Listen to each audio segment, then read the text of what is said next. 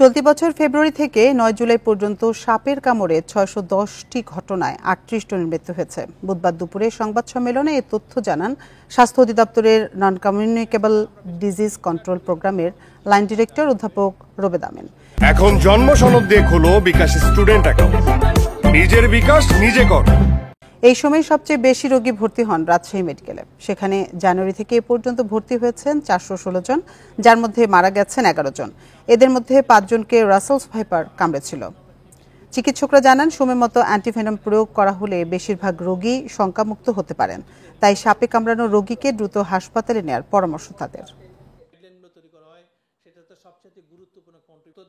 ১০০ minute যেন শব্দ আমরা যেন না বলি, কারণ অনেকদিন পরেও কিন্তু অ্যান্টিভেনম দেওয়ার সুযোগ আছে। অ্যান্টিভেনমের পার্শ্ব প্রতিক্রিয়া পর্যবেক্ষণ করতে হবে, কারণ এটা ঘোড়ায় তৈরি করা হয়। প্রয়োজন হচ্ছে ফলো আপ করা, কারণ দীর্ঘমেয়াদী শারীরিক এবং মানসিক প্রতিক্রিয়ার সম্ভাবনা হতে পারে।